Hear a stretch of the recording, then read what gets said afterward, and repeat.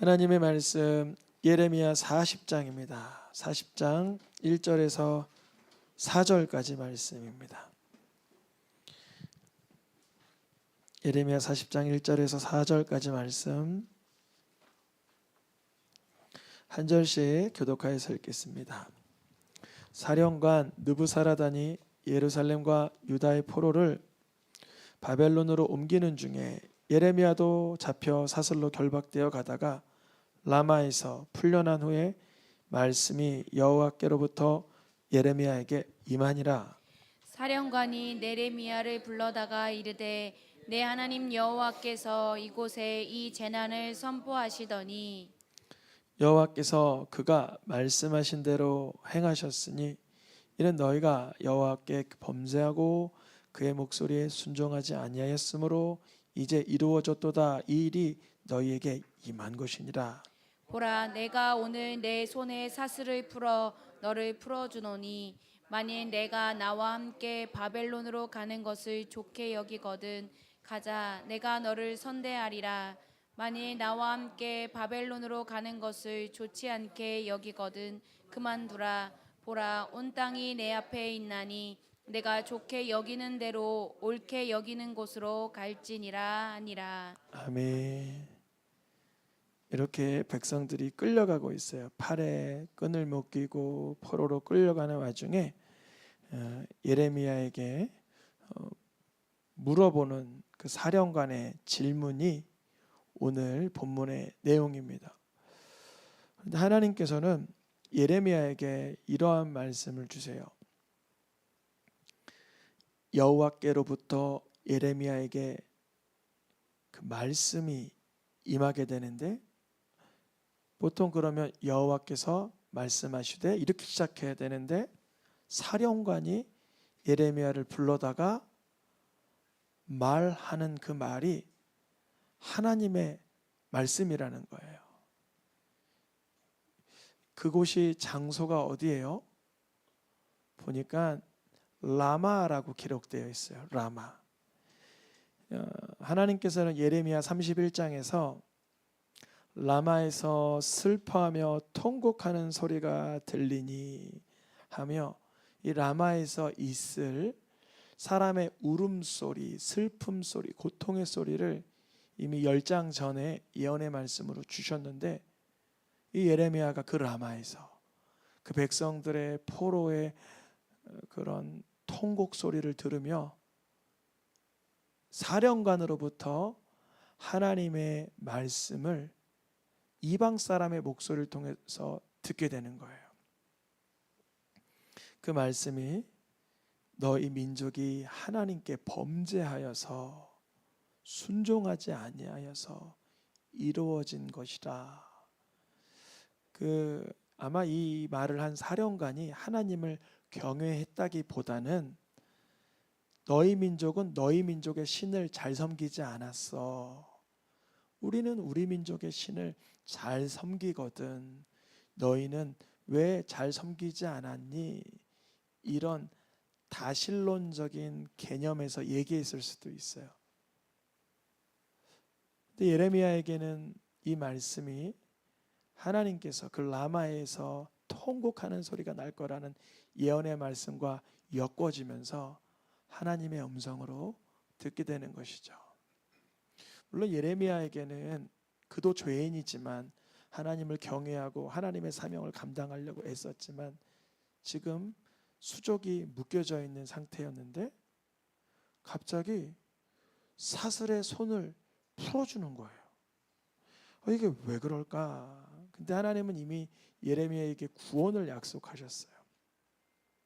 그 이유는 뭐냐면 예레미야가 예언했던 말씀이 바벨론에게 항복하라 이 말씀이었어요. 그러다 보니까 바벨론 왕이 그 소문, 그 남유다의 최고의 선지자는 바벨론에게 항복하라고 합니다. 예전에 그 히스기야 왕궁 선지자 누구죠? 그 이사야하고는 다른 그런 태도를 취하고 있는 거죠.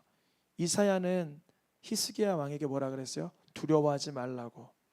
하나님이 이 아수르의 대군을 무찌를 거라고 이렇게 예언을 하셨는데, 예레미야는 약간 그 느낌이 이제는 완전히 바벨론으로 기울어져 버린 예언을 계속 한 것을 느부갓네살 왕도 알고 있는 거예요. 그래서 사령관을 파송시킬 때 뭐라고 얘기를 해 놓았냐면, 예레미야를 데려다가 선대해야 된다. 야 느부사라단, 너 가서 함부로 하지 마, 해하지 마. 예레미야 만났다고 너 함부로 하면 안 돼. 예레미야가 너한테 말하는 대로 그대로 다 해줘. 그랬었어요. 그러니까 이 백성들을 끌고 가려고 그 라마가 집합지였어요. 끌고 가는 집합지. 거기서 보니까 예레미야가 누군지 알겠는 거예요. 그래서 그를 풀어주면서 만일 나와 함께 바벨론으로 가는 것을 좋게 여기든 가자. 예레미야 입장에서는 지금 바벨론 가는 게 유리해요. 왜 유리하냐면 1차 포로 때 누가 끌려갔냐면 지혜의 소년 다니엘이 끌려갔어요. 그래서 괜찮은 자리 준비하고 있고, 에스겔도 2차 포로로 끌려가 그곳에서 또 사명 감당하고 있고, 예레미야 정도는 이제 선지자의 어른격이니까 가서 나름 한 자리 차지할 수 있어요. 왜냐하면 남유다는 지금 폐허고 바벨론은 아주 유망한 곳이기 때문에, 만일 너가 나와 함께 바벨론 가는 것을 좋게 여기거든 가자 하는 순간 마음이 활짝 열릴 수 있어요. 거기서 우대받을 거예요. 내가 너를 선대하리라 그러잖아요. 사령관이 선대할 정도면 뭐 어느 정도는 살 수 있을 거 아니겠습니까? 근데 두 번째 질문, 만일 바벨론 가는 게 좋지 않게 여기거든 너가 좋게 여기는 대로 옳게 여기는 곳으로 가도 된다. 이렇게 선택의 폭을 넓혀놨어요. 왜 그러냐면 그 바벨론의 왕이 그렇게 해주라 그랬거든요. 만약에 바벨론 가, 내가 선대할게, 아이 그냥 가, 끌고 갈 수도 있었지만, 그렇다가 예레미야의 마음이 안 그랬다면 이 사령관 그냥 목이 날아가는 거 아니에요? 그러니까 예레미야에게 최대한 그 선택권을 주려고 애를 쓰고 있는 그런 모습입니다. 자, 이제 여러분 가야 돼요? 머물러야 돼요? 고민이 되는 거예요. 가면 좋은 자리가 있고 선대를 받고 머물면 어떻게 되냐면, 머물면 예레미야가 늘 했던 말이 뭐예요? 바벨론에게 항복하고 끌려가라 했는데 자기는 여기 남아 있어. 그러면 거기서도 좋은 말 들을 수도 없고 폐허이고 어디 우대받을 곳도 없고, 이거 상식적인 사람이라면 바벨론 따라가야죠. 근데 예레미야가 어디에 머물러 있어요? 예레미야가 그 땅 남아있는 백성 가운데서 함께 사니라. 어디에 남았다고요? 그 땅 예루살렘 유다. 다니엘은 끌려간 거예요. 자기 의지와 상관없이. 그는 남아있겠다고 할 수 없는 신분이었어요. 근데 예레미야는 선택권이 있었어요. 선대받을 수도 있고 아니면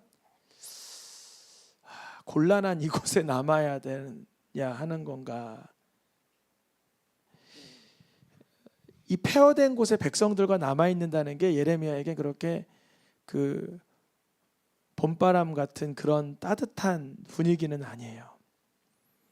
이곳에 남은 자에 대한 표현이 11개에 기록되어 있는데, 보통 전쟁이 나면 포로를 끌고 갈 때 못 써먹을 사람을 끌고 가는 거가 아니라 써먹을 사람을 끌고 가요. 그래서 유능한 사람들은 다 끌고 가요. 그 땅에는 누구만 남았냐면, 누구만 남았어요? 비천한 자. 근데 그 비천한 자들도 항상 예레미야만 보면 욕을 해. 잘 보세요. 모든 누구를 끌고 갔대요? 지도자들을 다 끌고 가요. 리더십들은 쓸만한 지혜자, 그리고 능력 있는 사람, 용사, 그리고 기술자들, 장인들, 이런 사람들은 써먹으려고, 그래도 거기 가서 삶을 살아가도록 해주는 건데, 예레미야는 이 선택에서 남은 자, 비천한 자가 있는 곳을 택하여 백성들과 함께 있게 되는 거예요. 그래서 오늘 제목이 남은 백성과 함께하는 선지자입니다. 그렇다고 바벨론 간 다니엘이 못됐고 에스겔이 못됐다는 얘기가 아니에요. 그들은 자기 의지와 상관없이 끌려간 거예요. 그래서 거기서 쓰임을 받은 거고, 느헤미야나 에스더나 에스라나 마찬가지죠. 자기들과 의지에 상관이 있는 게 아니라 그곳에서 태어났거나 그곳으로 끌려갔거나 했던 리더십들이죠. 예레미야는 분명히 선대받을 수 있는 기회가 있었는데 백성들과 남아있기를 원한 것입니다. 분명히 자기에겐 기회가 있었는데 그렇게 하지 않아요. 그래서 여기 남아있으려고 하니까 이 사령관이 예레미야에게 여기서 남아서 활용할 수 있는 선물을 줍니다. 양식을 줍니다. 예레미야가 그걸 가지고 백성들에게 돌아오게 되어서 함께하여서 바벨론에서는 에스겔이, 에스라가, 느헤미야가, 다니엘이, 에스더가 하나님의 사명을 감당한다고 한다면 남유다에는 여전히 어르신, 이미 40년 사역이 넘어가 버린 아마 노인 되셨을 거예요. 예레미야가 백성들 가운데 남아있는 거예요. 백성들 가운데 남아있는 예레미야는 바벨론에게 끝까지 항복하고 하나님의 때를 기다리라고 이 말씀을 선포하는 것입니다. 그 땅 백성의 남은 자라고 해봐야 비천한 자, 연약한 자들만 남았는데요. 안전하지도 않고 어려운 사역, 그것을 예레미야가 택한 것이에요. 근데 이후에 정말 어떤 일이 일어나냐면 그 바벨론이 이제 완전히 남유다를 그 시드기야 마지막 왕을 눈을 뽑아버리고 끌고 가거나 왕이 없잖아요. 그러니까 상대 국가를 다스리려고 총독을 하나 세워둬요. 근데 그 총독이 백성들 보기에는 눈의 가시와 같은 거예요. 아니면 남의 나라가 세워놓은 왕이 총독이니까. 그래서 백성들이 모의하여서 죽이게 됩니다. 죽이게 되고 예레미야에게 쫓아와서 사람들이 물어봐요. 우리가 지금 이렇게 민족적 소용돌이 속에서 혼란한데 어떻게 하면 좋을지 하나님께 여쭤봐 주세요. 이런 기도를 부탁합니다. 예레미야에게. 예레미야는 한결같은 말을 하죠. 여기서 살면서 하나님의 때를 기다리고 또 하나님께서 주신 그 말씀처럼 바벨론에게 이렇게 항거하지 말아라. 그리고 여기에 머물러라.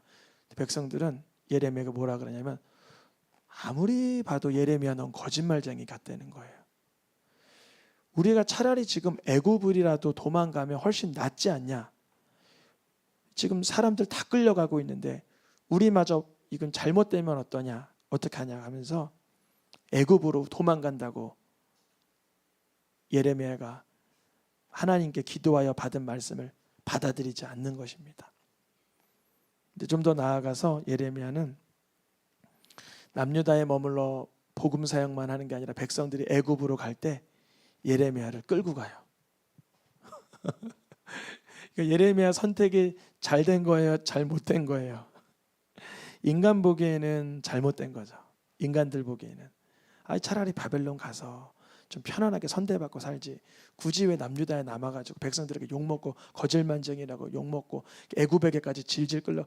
어느 이제 사람 이게 정확한 건 아니지만 예레미야가 결국 애굽에서 죽었다는 그 이야기도 있더라고요. 거기서 백성들에게 끌려가 복음 사역하다가 이 뒤에 보면 여러분 가지고 계신 성경책 3장 보면 예레미야가 애굽으로 가다. 넌 거짓말하는 예레미야야 이렇게 말하면서 애굽으로 끌고 가는 거예요. 그래서 하나님께서 예레미야를 통해서 애굽 사람에게 하는 예언이 등장하고요. 애굽에게로 도망간 백성들에 대해서 예언이 등장하는 게 46장까지 등장합니다. 그러니까 예레미야는 자기가 구원받고 건진받고 느부사라단으로부터 노임받고 그냥 따뜻하고 여유 있게 살 수 있었던 삶을 알면서 내려두고 백성들과 끝까지 하나님께 돌이키라는 그 복음 사역을 하려고 함께 했던 거예요. 예레미야가 그 땅에 남아 백성들과 함께 사니라 해서 우리가 알고 있는 그런 이소부화처럼 행복하게 살았더라, 그게 아니라 예레미야가 백성들의 끝없는 불순종과 고약함과 그런 포감, 그런 괴로움 속에서 말씀을 전하고 있던 것입니다. 이 모습을 보면 과연 예수님의 그리스도 되심의 예표인 게 맞습니다. 예수님이 이 땅에 오셔서 제자들에게 복음을 전하시고 발을 씻어주시고 그들과 끝까지 성찬을 함께 하시면서 사랑을 표현하셨는데 결국 모든 제자는 예수를 부인하고 그를 팔아버리고 저주하지 않습니까? 근데 예레미야가 풀려나서 백성들과 다시 함께하는 것처럼 예수님도 십자가에서 죽고 부활하시고 제자들을 걷어 차신 게 아니라 다시 누구에게 오세요? 제자에게 오시는 거예요. 그게 바로 돌아가시기 전에 주셨던 이 예언의 말씀이에요. 내가 십자가에 죽겠지만 반드시 살아난 후에 너희보다 어디로 가리라? 너희와 함께 사랑하고 말씀을 가르치고 기적을 보여주고 그 산상수훈을 가르쳐주고 수많은 말씀과 비유의 말씀으로 하늘의 기쁨을 주었던 갈릴리로 내가 가리라 그러시는 거예요. 그러니까 제자들은 이 말씀은 머릿속에서 망각됐을 거예요. 왜냐하면 요거 뒤 36장 32절 직후가 뭐냐면 베드로의 부인의 예언이시거든요. 너 나 3번 부인할 거야. 근데 베드로는 머릿속에 그것만 남은 거예요. 난 부인 안 할 텐데. 난 부인 안 할 텐데. 난 부인. 근데 정말 예수를 부인하고 나는 완전히 자기의 비참한 결말을 보고 나서는 하나님 앞에 엎드려지고 회개하게 되는 거죠. 나의 실상을 보고 나서. 그리고 예수님의 부활을 맞이한 마리아에게 예수님께서 이러시잖아요. 너의 형제들에게 내 예수님의 형제. 예수님이 참 이게 멋지잖아요. 표현이. 가서 누구의 형제라 그래요? 내 형제. 그 누구의 형제라는 거예요? 예수님 형제. 예수님의 형제들에게 갈릴리로 가라.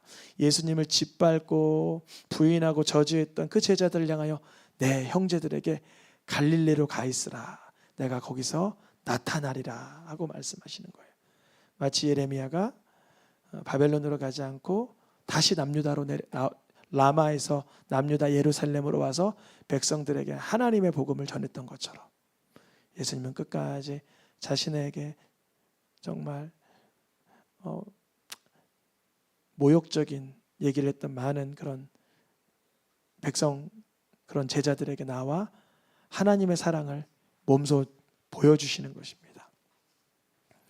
우리가 예레미야를 통해서 예레미야는 그래도 죽임당하진 않았어요. 백성들의 손에 이렇게 막 감옥에도 들어가고 구덩이에도 빠지고 비난도 받고 오해도 받았지만 그 속에서 예레미야는 늘 눈물이 마를 날이 없었고 머리가 물이 되고 눈이 물이 가득 찬 그런 상태였지만 예수님은 같이 십자가에 죽기까지 하지는 아니하였죠.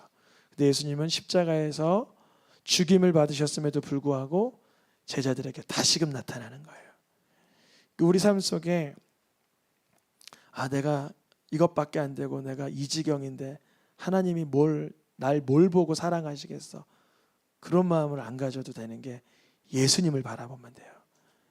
물론 내 모습 보면 정말 부족한 게 너무 많아서 부끄럽지만 예수님이 날 위해 자기 몸을 버리신 그것만 봐도 회개가 절로 나오는 거예요. 마치 예레미야를 보므로 아니 저 사람은 저렇게 바벨론에 가서 선대받을 수 있는 좋은 기회를 버리고 왜 우리에게 오는 거야? 아무리 정말 그 남은 자들이 아주 비천한 자만 남았다고 하지만 그 자들 중에서도 영안의 논리에 열려 예레미야가 선택한 그것이 백성들을 향한 사랑이었다는 것을 깨달을 자가 있지 않았겠습니까? 그 사람이 누구였어요? 에벤멜렉이나 바룩이나 이런 사람들이잖아요. 하나님께서 46장쯤에 가면 바룩이 너무 45장쯤에 가면 바룩이 너무 고민하니까 바룩아 너를 구원할 거야 라고 예언의 말씀을 주지 않습니까? 예수님께서는 우리의 삶 속에 다시금 나타내 주시려고 지금 준비 중이십니다. 우리의 삶 속에 예수님이 어느 영역에서 주님의 살아계심을 보여주실진 우리는 기대할 뿐입니다. 주님 역사하여 주옵소서. 예레미야를 바벨론으로 가지 않고 백성들에게 남겨주신 하나님께서 애굽에까지 끌려가도록 끝까지 말씀 전하게 하신 것처럼 예수님은 십자가에서 죽으시면서 제자들을 나몰라라 할 수 있었지만 다시 나타나신 것처럼 내 삶 속에서도 예수님이 다시 역사해 주시고 나를 만나 주시기를 원합니다. 기도하면 주님이 만나 주실 줄 믿습니다. 노란 글씨 읽고 마치겠습니다. 보라 볼지어다 내가 세상 끝날까지 너희와 항상 함께 있으리라. 아멘.